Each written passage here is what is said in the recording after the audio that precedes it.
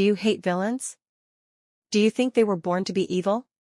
What if I told you that the cruelty of life led them down this path? What would you do if you were in their position? Do you still think you're innocent?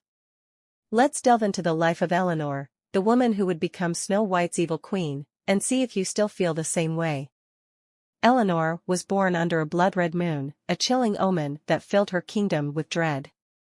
Her mother, Queen Isabella, died screaming during childbirth, her last words a curse upon the kingdom. Eleanor's father, King Alastair, was a man obsessed with power, his heart as cold as the castle's stone walls. He blamed Eleanor for his wife's death, locking her away in a tower, isolated and neglected. As a child, Eleanor heard whispers in the walls of her tower, voices that weren't there, faces that appeared in the shadows. Her only companions were the haunting portraits of her ancestors, their eyes seeming to follow her every move. The castle servants avoided her, believing her to be cursed. She was the kingdom's dark secret, a princess hidden away. At the age of 13, Eleanor discovered a hidden chamber behind one of the castle's many tapestries. It was a dark room filled with ancient tomes of forbidden magic and alchemy. With no one to stop her, Eleanor began to study these dark arts, her soul becoming more tainted with each incantation. But her newfound power came at a terrible cost. Her father discovered her secret and, in a fit of rage, had her whipped and her books burned. The physical and emotional scars from this event never healed, fueling her descent into darkness.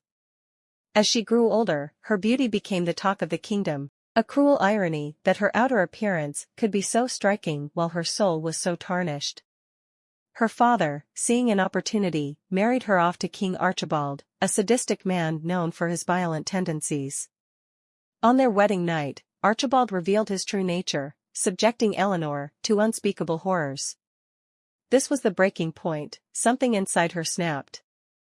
Eleanor returned to the dark arts, this time with a vengeance. She summoned a demonic entity, offering her soul for the power to change her destiny.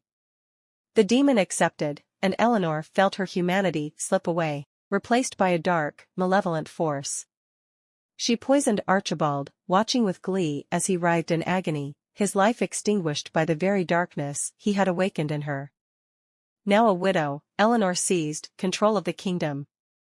Her rule was one of terror. She delighted in the suffering of her subjects, her dark magic allowing her to invade their dreams, turning their worst fears into reality.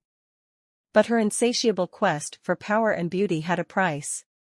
Her magic mirror, a sentient being corrupted by her dark magic, revealed that her stepdaughter, Snow White, was now the fairest in the land.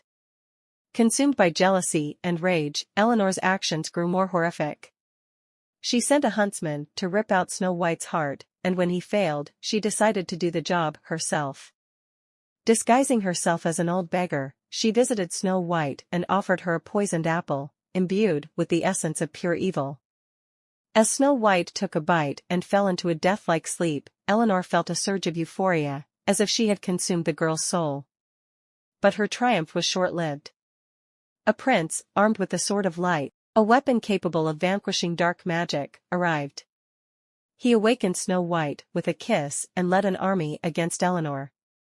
In the final confrontation, the prince struck Eleanor down, her body disintegrating into a cloud of dark mist, her screams echoing through the castle. Even in death, Eleanor's legacy lived on.